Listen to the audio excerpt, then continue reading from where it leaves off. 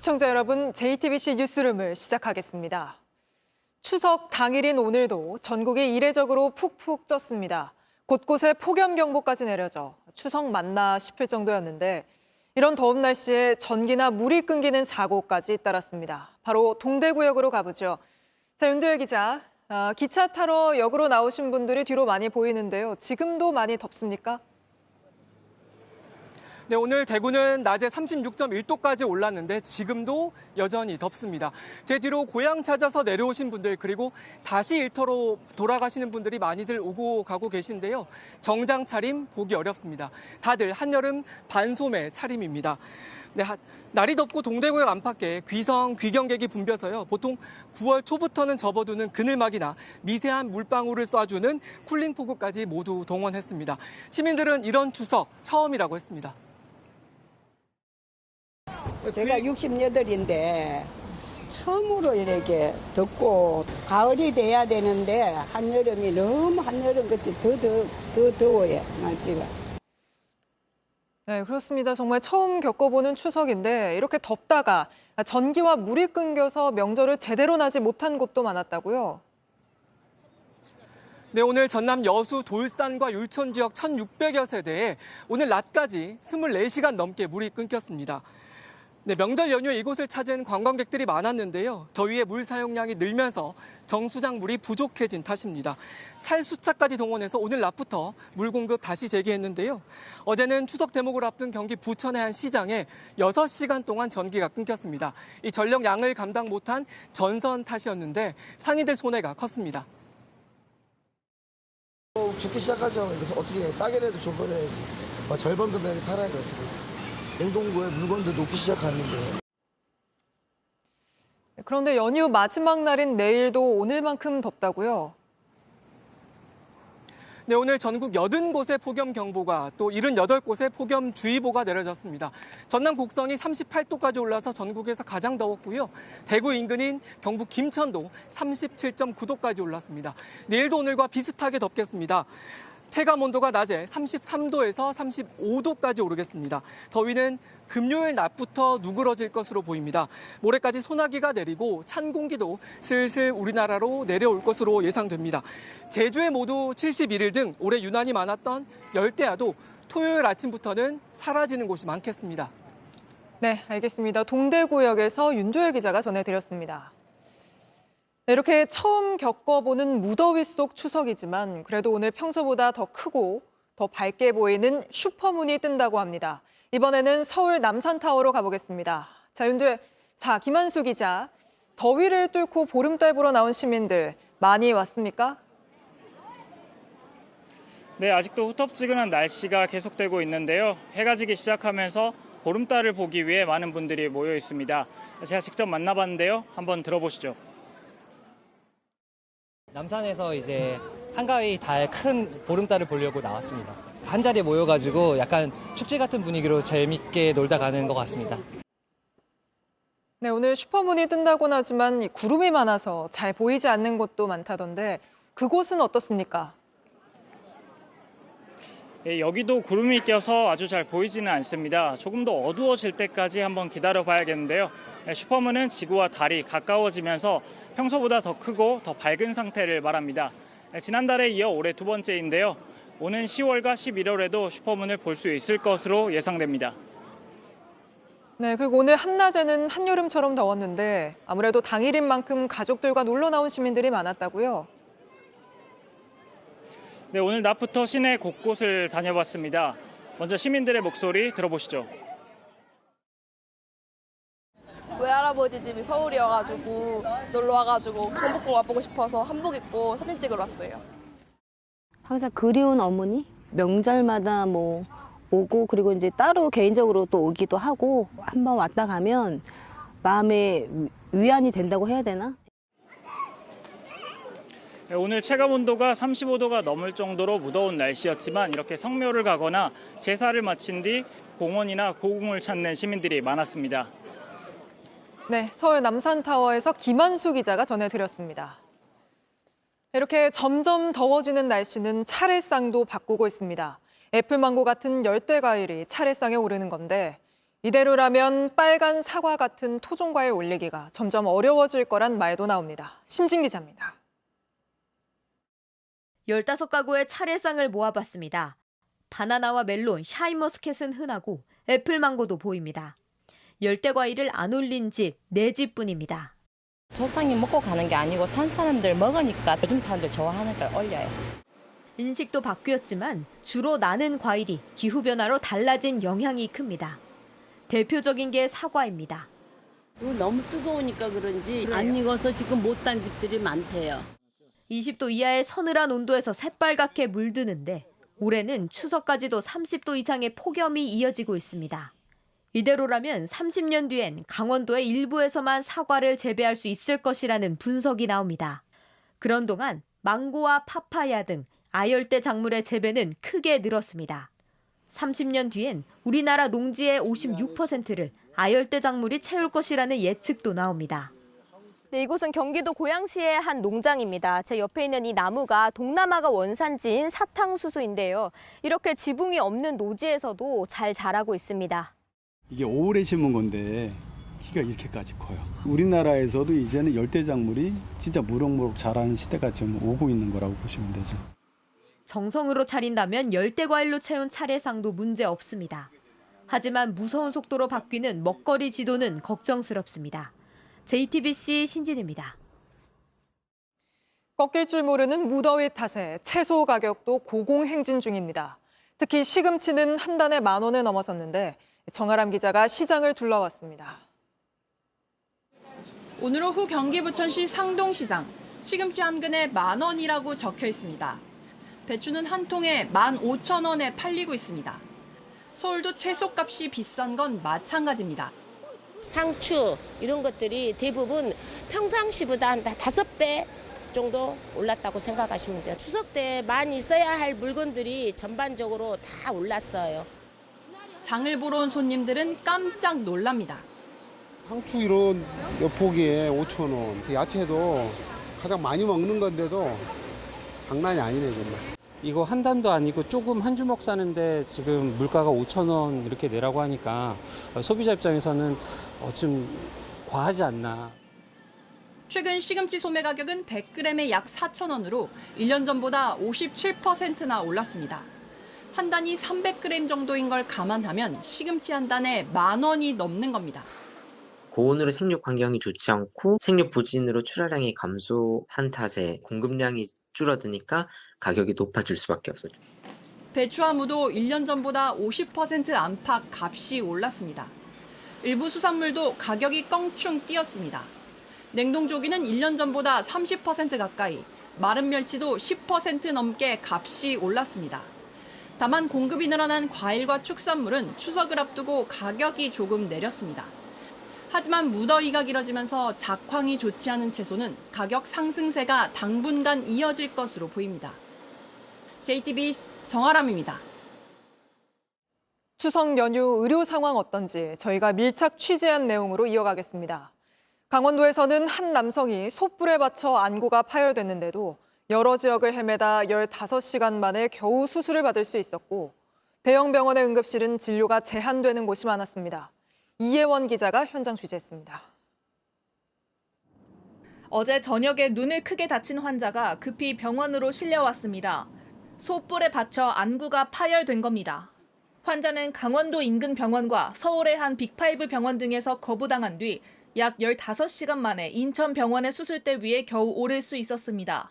환자분 말씀으로는 거기서는 응급실 들어가자마자 내가 눈 다쳤다고 하니까 안 된다고 가라 그래서 어제 밤 한 11시쯤 오셔가지고요. 바로 입원 수속하고 전신 마취 준비하고. 추석 전후엔 예초기 칼나 등의 눈을 다쳐 응급실을 찾는 환자가 많습니다. 하지만 안과 의료진이 부족해지면서 전국 응급실 중 안과 수술이 가능한 곳은 한때 평소의 60% 수준에 그쳤습니다. 지금 응급수술이 가능한 안과 병원들이 그렇게 많지 않다 보니까요. 사실 전국에서 많이 오시기는 해요. 예초하시다가 돌에 튀거나 혹은 나뭇가지에 맞으셔서 안구 파열 또는 안구 출혈 이렇게. 이뿐 아닙니다. 추석 당일인 오늘 문 연 동네 병원은 전국에 1,800여 곳이 채 안 됐고 큰 병원 응급실은 진료가 제한되는 곳이 적지 않았습니다. 바이탈 다른 건요? 혈압이나 이런 건? 아니, 근데 와도 될 것 같아. 어디 119요? 화재 현장에서 오신 분도 있고요. 그리고 호흡곤란이랑 다리 부어서 오신 분도 있고 뭐 이런. 평일에는 그냥 40에서 50명 정도 오고요. 그 연휴 때는 한 60에서 90명 요 사이로. 아침에 성묘 갔다가 셔틀버스에 손가락이 끼어가지고. 정부는 대부분의 응급실이 24시간 문을 연다고 했지만 배후 진료를 할 의사가 없는 탓에 환자를 그냥 되돌려 보내는 상황이 잇따르고 있습니다. JTBC 이혜원입니다. 하지만 이 문제를 해결하기 위한 여야의정협의체는 여전히 첫발도 떼지 못하고 있습니다. 의료정책 책임자들의 거취 등을 놓고 정부와 의료계가 계속해서 팽팽히 맞서고 있는 건데 이어서 김필중 기자가 보도합니다. 여야의정 협의체를 제안했던 한동훈 국민의힘 대표는 오늘도 의료계와 물밑 접촉을 이어갔습니다. 한 대표와 만난 의료계 인사들은 대화에 참여할 핵심 전제 조건으로 3인방의 경지를 요구한 것으로 파악됐습니다. 이번 의료정책에 관여한 장상윤 대통령실 사회수석과 복지부 장관과 차관이 물러나야 한다는 겁니다. 이에 대해 한 대표는 인사조치도 협의체에 참여해서 말하면 된다는 입장인 것으로 전해졌습니다. 한 대표는 어제 소방서를 격려 방문한 자리에서 의료계의 요구사항을 대통령실에 전달할 가능성에도 여지를 뒀습니다. 이대로 가면 이기는 사람은 아무도 없을 거고 모두가 지게 될 겁니다. 협의체를 출범시키려 노력하는 사람들 입장으로서 해야 될 일은 당연히 할 겁니다. 문제는 추석 이후입니다. 한 대표 측 관계자는 대통령실이 추석 의료대란이란 급한 불을 끄고 나면 더욱 완고해질 가능성이 크다고 우려했습니다. 정부와 의료계가 입장차를 좁히지 못할 경우 야당의 참여도 불투명해집니다. 야당이 전공의 협의체 등 주요 단체 참여를 전제 조건으로 내걸었기 때문입니다. 한 대표 측은 추석 연휴 직후가 여야 의정 협의체 출범을 위한 골든타임이라고 밝혔습니다. JTBC 김필준입니다. 트럼프가 자신을 노린 두 번째 암살 시도가 다 바이든과 해리스 때문이라고 주장했습니다. 대선까지 2달도 안 남았는데 책임론으로 몰아가는 모양새입니다. 홍지은 특파원입니다.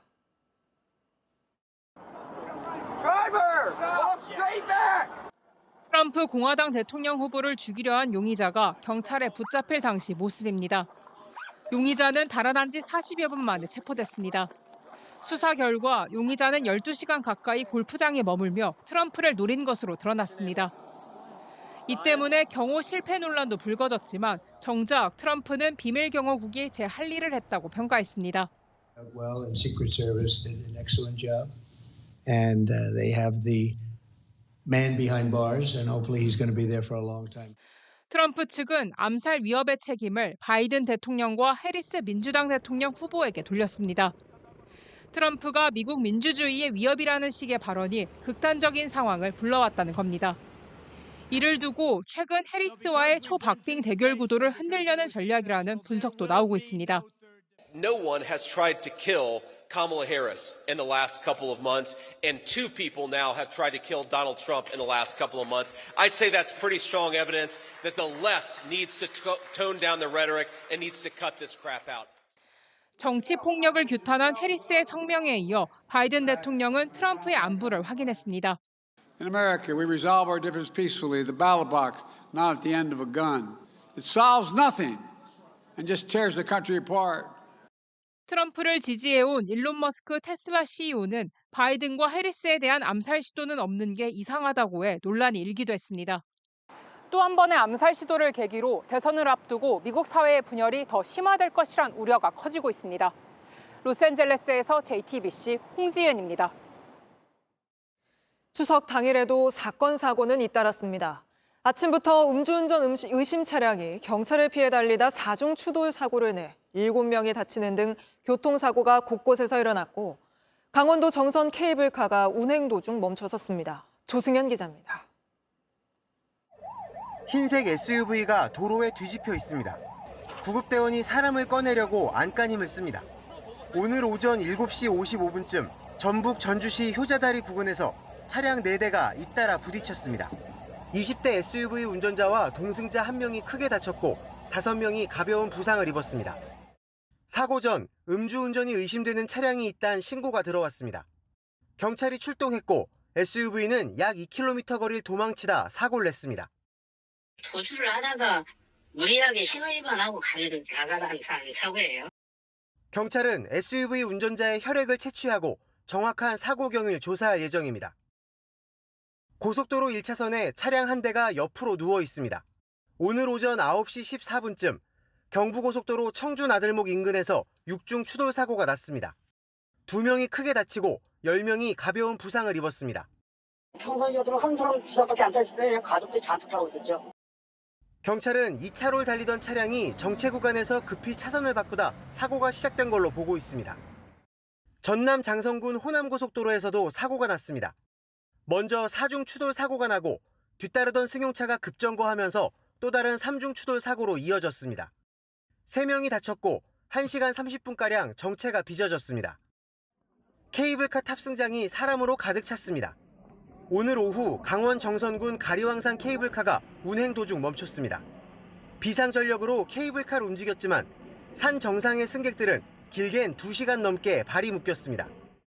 정확하게 설명은 안 해주고 처음엔 30분 이야기하다가 1시간 늘어나고. 정선군은 모터 고장으로 케이블카가 멈춘 걸로 보고 있습니다. JTBC 조승현입니다. TMF 사태로 대금을 받지 못한 업체들에게 이번 추석은 그야말로 악몽입니다. 정산받았어야 할 수십억 원은 아직도 못 받고 있고 직원들은 다 떠났습니다. 업체들은 매일이 지옥이라며 아직까지도 누구 하나 책임진 사람이 없다고 울분을 터뜨리고 있는데 연지환 기자가 취재했습니다. 상자만 덩그러니 놓여 있습니다. 지난해였으면 북적였을 곳입니다. 직원이 10명이던 이 소형가전 유통업체는 TMF 사태 이후 직원이 3명으로 줄었습니다. 40억 원에 달하는 돈을 정산받지 못했기 때문입니다. 하루에도 몇 번씩 죽고 싶어요. 너무 살기 힘든데 아직까지 남아있는 저희 직원들이랑 가족들을 위해서 버티고 있습니다. 추석 명절은 더 고통스럽습니다. 회사가 커가는 거에 대해서 상당히 고무적이었고 즐거운 명절을 보냈죠. 따뜻한 명절을 보냈는데 지금은 그냥 매일이 지옥이에요. 법원이 TMF의 회생 절차 개시를 결정했지만 언제 피해 대금을 받을 수 있을지 기약이 없습니다. 검찰이 본격적인 수사에 나섰지만 답답한 건 마찬가지입니다. 수사가 시작된 지 2달이 돼가지만 누가 어떻게 책임을 지는 건지 알 수 없습니다. 검찰에서 지금 수사 중이라고 하지만 누구 하나 구속된 사람 없고. 지난 7월 29일 검찰은 전담팀을 구성해 TMF 본사와 구영배 대표의 집 등 10여 곳을 압수수색하고 압수물을 분석하고 있습니다. 검찰은 추석 연휴가 끝난 직후인 오는 19일에 처음으로 TMF 대표들을 불러 조사합니다. JTBC 연지환입니다. 우리 첫 달 탐사선 다누리가 내년 말이면 임무가 끝나는데 그 뒤에 다누리를 어떻게 해야 할지 우주청이 검토에 들어갔습니다. 어쩌면 다누리를 달에 충돌시켜야 할 수도 있다는데 왜 그런지 김민 기자가 전해드립니다. 2년 전 달로 향한 다누리. 원래 임무 기간은 1년이었지만 연료가 많이 남고 상태가 좋아 내년 말까지 더 쓰기로 했습니다.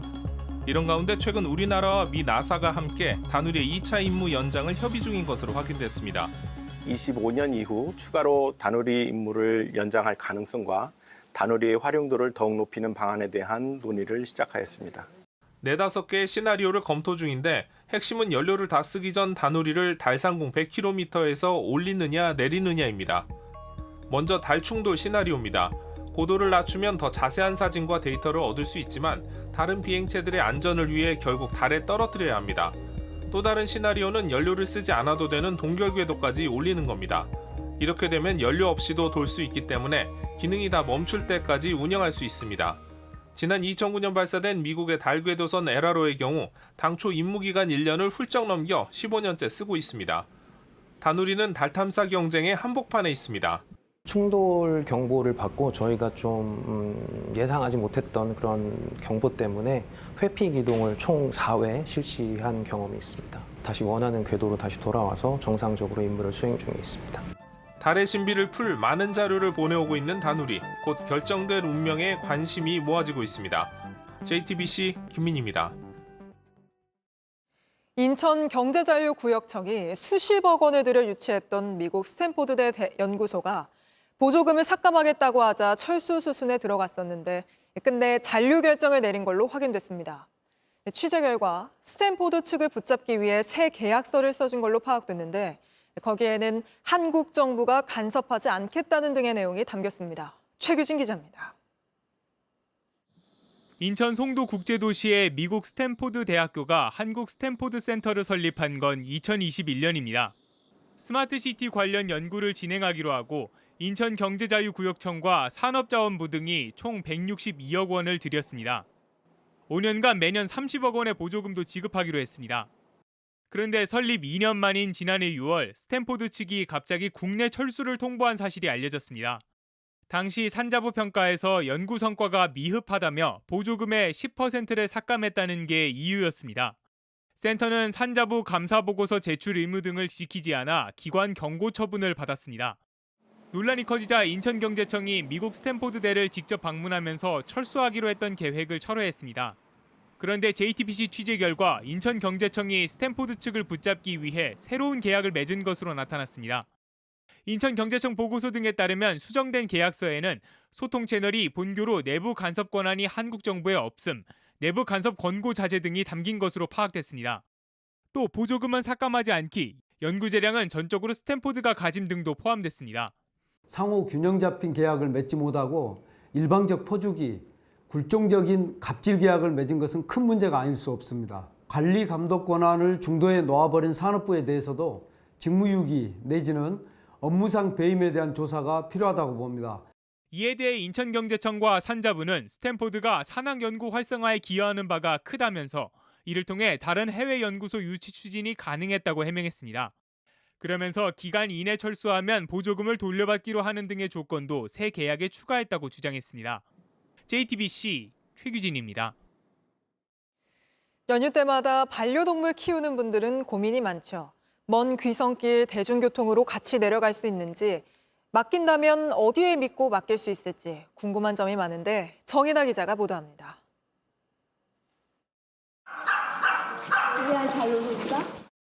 반려견 쿠키는 추석 연휴를 가족 대신 친구들과 함께합니다. 지자체 강당에 마련된 반려동물 돌봄센터에 머무는 겁니다. 운동기구와 장난감은 물론 전문 돌봄 인력도 있습니다. 여기 와서도 아이들하고 이렇게 잘 적응하는 것 같아요. 안전하게도 시골도 갈 수 있고.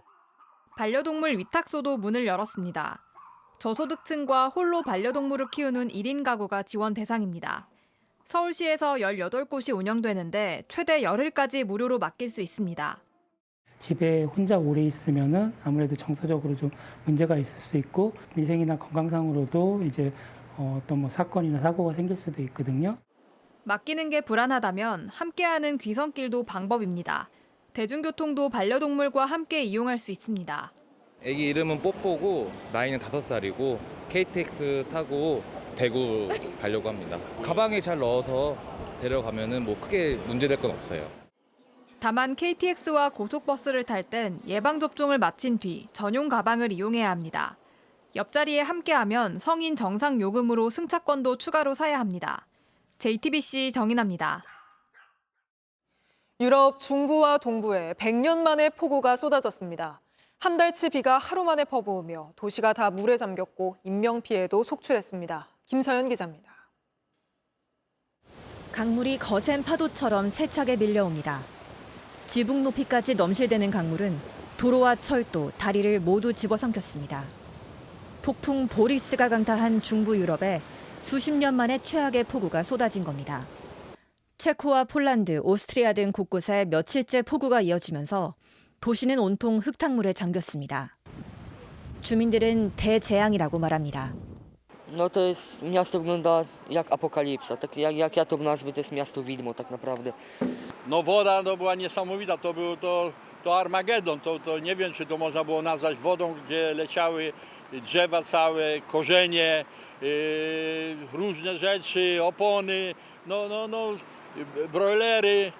만 하루 동안 한 달치 비가 퍼부으면서 인명피해도 속출했습니다. 집에 고립된 노인들이 숨진 채 발견되거나 구조 작업을 하던 소방관이 목숨을 잃는 등 지금까지 최소 17명이 사망했습니다. 이렇게 폭우가 계속되는 건 저기압 폭풍 보리스가 느리게 이동하고 있기 때문입니다. 이번 폭우는 지구온난화로 인한 이상기후 현상이란 분석이 지배적입니다. We've had a very warm Mediterranean Sea this year, a warmer climate that the atmosphere can hold more moisture, which means when we get these rainfall events, the rainfall is so much heavier as we've seen over recent days. That these events are now more likely to happen than they ever have been before. 폭풍이 남쪽으로 이동하면서 헝가리와 슬로바키아까지 피해가 확산할 수 있다는 우려도 커지고 있습니다. JTBC 김서연입니다.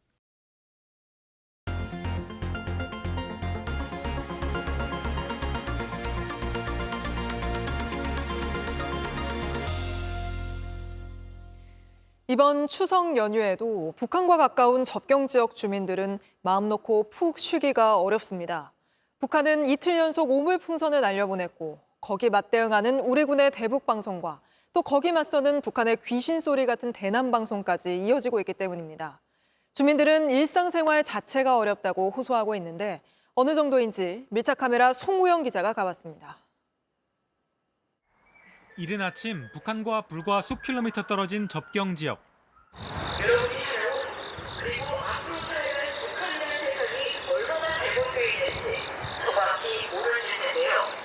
경기도 파주에 있는 한 접경 지역입니다. 방금 들으신 것처럼 추석 연휴 이른 아침부터 굉장히 많은 방송들이 나오고 있는데요. 우리 군의 대북 확성기 방송입니다. 우리 군과 대통령이 북한의 위협에 대응하기 위해서 여러 조치를 취하고 있다는 내용, 그리고 K-팝 가요 등 여러 가지 방송들이 하루 종일 나오고 있습니다. 북한의 오물풍선 도발에 대응하기 위해 우리 군이 2달 전쯤 시작했습니다.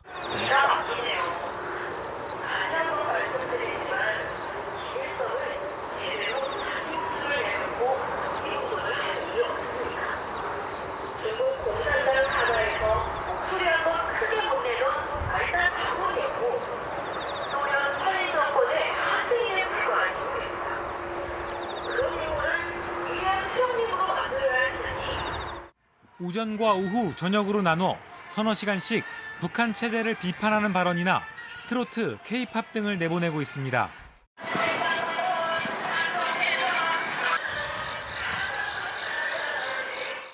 밤이 되자 이번엔 북한의 대남 확성기 방송이 들려오기 시작합니다.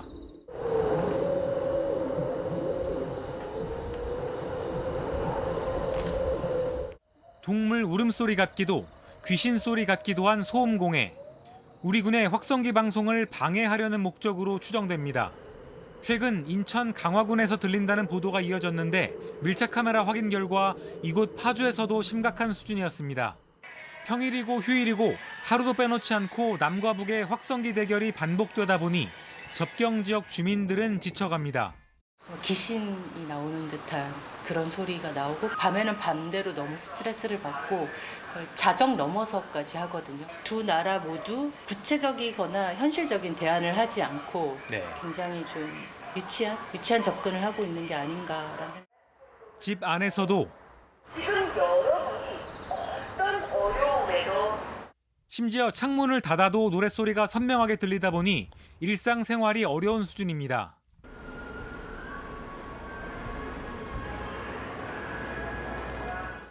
침실도 예외가 아닙니다.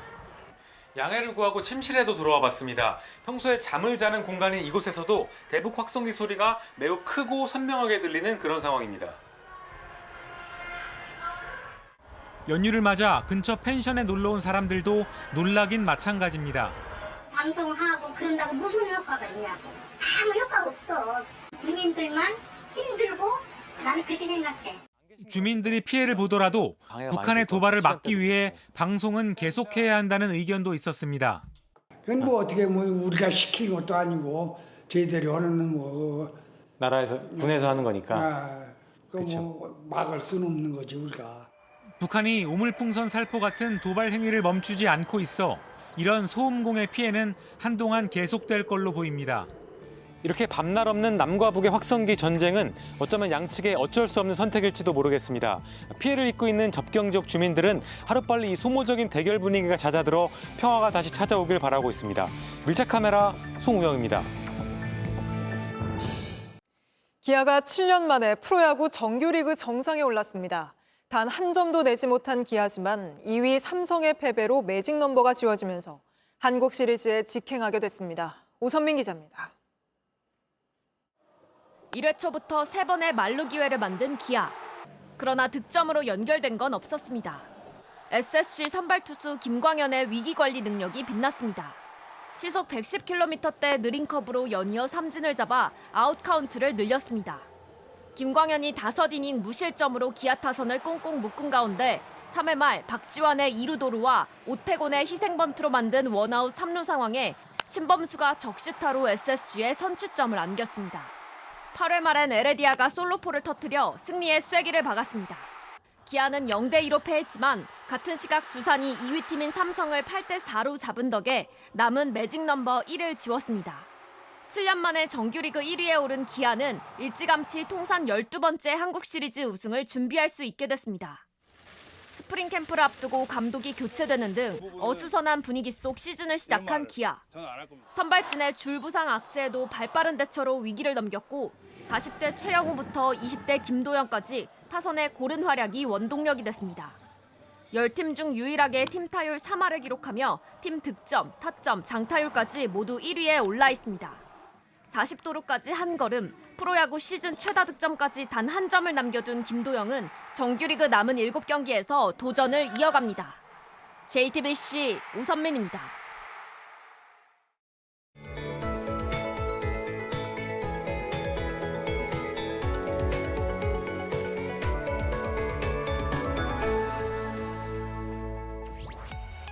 풍요로운 한가위 보내고 계신가요? 이번 추석의 더위는 한여름 못지않아서 7, 8월의 휴가철로 돌아간 느낌도 드는데요.